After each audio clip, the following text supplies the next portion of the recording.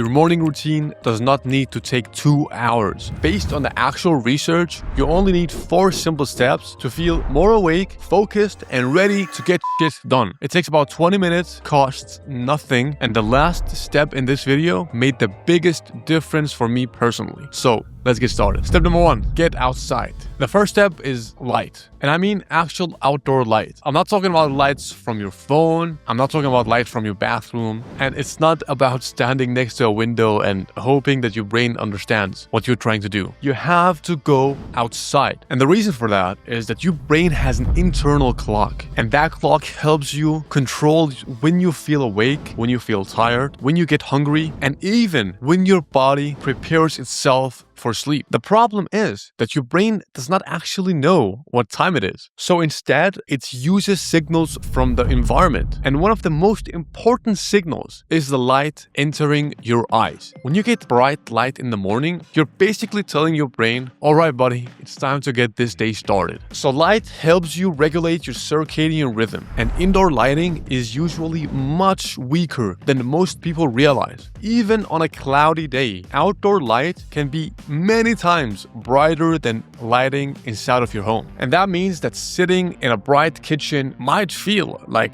enough light for you. But to your brain, it's still not the same as going outside. And there's actually a study that confirms this. The study was about office workers, and they had 2 groups. One group worked in an area with more access to windows and daylight, and another group worked in an area with much less daylight exposure. So the results were that the workers who received more daylight slept around 46 minutes more per night. That is a surprisingly large difference from something as simple as light exposure. Now, to be fair, the study is not a perfect study, and it does not mean that moving your desk next to a window gives you a perfect sleep. But larger observational studies have found similar associations between spending more time outdoors, better sleep, better mood, and a more stable circadian rhythm. So, the research is not saying that sunlight is magical. It is saying that your brain expects bright light during the day, especially early in the day. And most of us do not get enough of it. So the practical version of what I'm trying to say is very, very simple. Try to get outside within the first hour after waking up. If it's bright and sunny and a beautiful day, around 5 to 10 minutes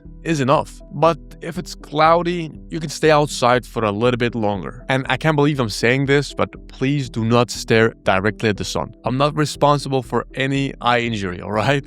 Just go outside and let normal daylight reach your eyes. And while you're outside, you can do step 2 at the same time. Step 2, move your body.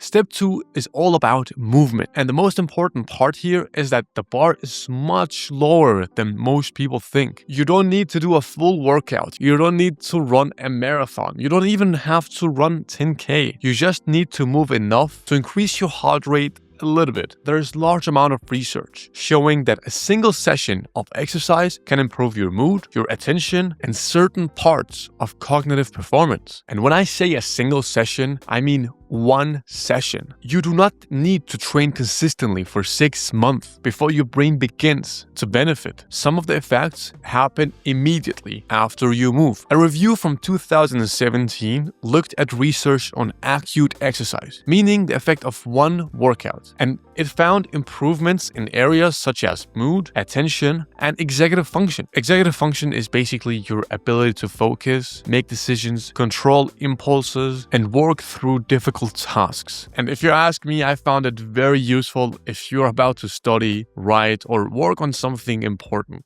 Another study compared people under different conditions. So one group spent most of the day sitting. Another group completed morning walk. And then there was a third group that completed a morning walk and also had some breaks during the day where they went from a sitting position to doing some kind of movement. The people who moved performed better on parts of the cognitive testing. And the group that had breaks where they did some kind of movement instead of sitting down all the time did best. So movement in the morning is good, but continuing to move throughout the day also matters. So the main idea here is that exercise is not only something you can do to get six-pack or improve your body, it also changes the state of your brain. It increases blood flow, it changes neurotransmitter activity, and can make you feel more alert and ready to concentrate. And that does not mean that one walk can turn you into a genius. I have tested this personally, and unfortunately, it does not work. But it can make it easier to use the brain that you already have. So, what should you actually do? Well, you could take a 10-minute walk outside, you could cycle to work, you could cycle to university, you can wake up and do a couple push-ups, you could take the stairs. There are so many things that you can do. It doesn't have to feel like something crazy. Personally, I like to train earlier in the day, and it's not because I'm a psycho or have incredible discipline. It is mostly because I know myself. If I tell myself I will train later, there's a very high chance that later me will produce an extremely convincing explanation for why today should be a recovery day. But there is one important rule. Do not sacrifice your sleep just to exercise early. If you have a choice between getting enough sleep and waking up at 5 a.m. to train, choose sleep every single time. And with that being said, you have now completed the first 2 steps at the same time. So let's move on to the next step. It's all about what you eat and drink. So step 3, protein and caffeine. Step 3 is about fuel. And there are 2 parts to this: protein and caffeine. Let's start with the protein. A quick shout out to all the gym bros watching this video. Thanks for the support, guys. Listen, you do not have to eat breakfast if you're not hungry. Some people feel better after eating early, and some people prefer eating later. Both are fine. But when people do eat breakfast, it is often low in protein and high in foods that do not keep them full for a very long time. If your breakfast is mostly quickly digested carbs with very little protein, you may feel hungry again soon afterwards. And this is actually backed by science. There was one study that compared a higher protein breakfast, a normal protein breakfast, and skipping breakfast. The higher protein breakfast contained about 35 grams of protein, and it turns out that the people eating the higher protein breakfast reported better appetite control and greater level of fullness during the day. They also showed levels of lower reward-driven snacking. So later in the day, they didn't snack as much. And that is the interesting part. What they ate in the morning appeared to affect their eating behavior many hours later. So this is not only relevant if you want to, have a good morning routine. This is relevant if you want to be more healthy, if you want to lose weight, because what you eat in the morning actually have an influence on your eating behavior many hours later. Now, this does not mean that everyone must exactly eat 35 grams of protein for breakfast. The participants were from a specific population, so we should not pretend that one study applies perfectly to everyone. But it fits what we already know about protein. Protein is generally more filling than a lot of refined carbs. It helps support muscle growth and muscle maintenance. Research looking into muscle protein synthesis suggests that a meal containing roughly between 20 to 40 grams of protein is a useful target for many adults. The exact amount depends on your body size, your age, your activity level, and the rest of your diet. But there is no need to make this overly complicated. Aim for around 25 to 35 grams of protein in your first proper meal. Now let's talk about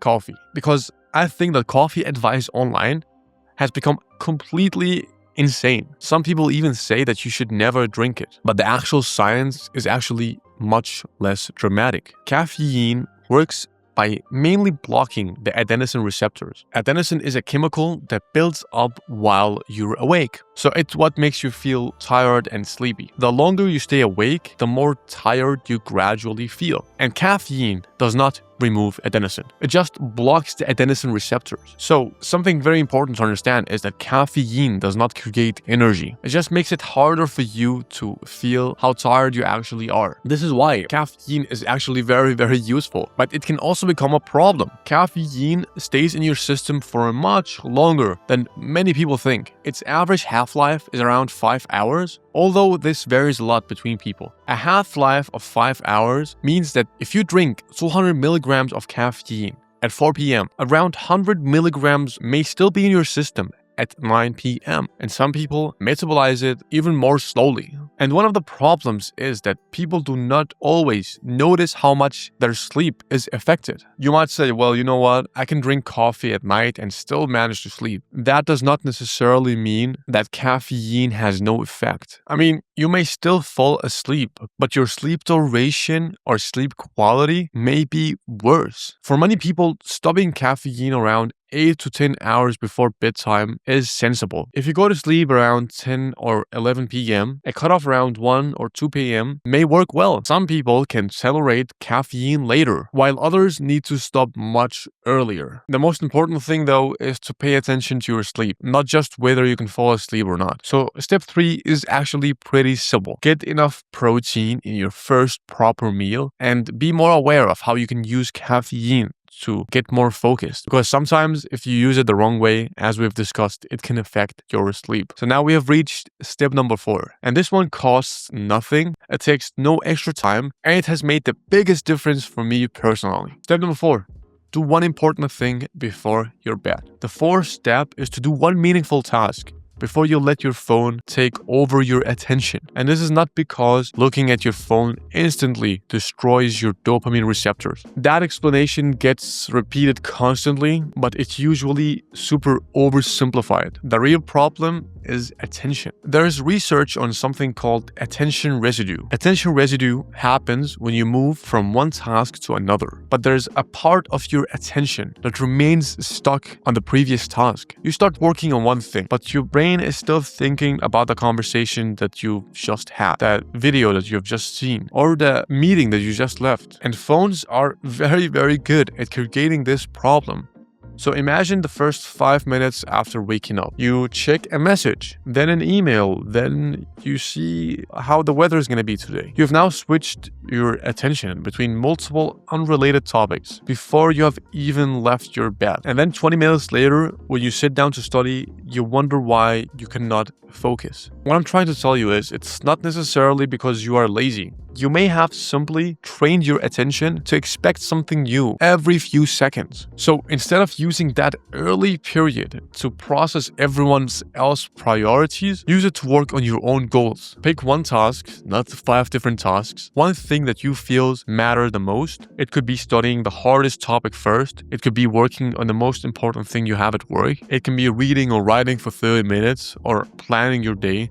Just pick one very, very important thing and do it as the first thing. So this is actually a science-backed routine that you can start using today. Get outside shortly after waking up, move your body for a few minutes and get your heart rate up. Get enough protein in your first proper meal and protect your sleep from late consumption of caffeine. And then do one meaningful thing before checking your phone. That is it. It's super simple. You can start using it today. You can do it. See you in another video.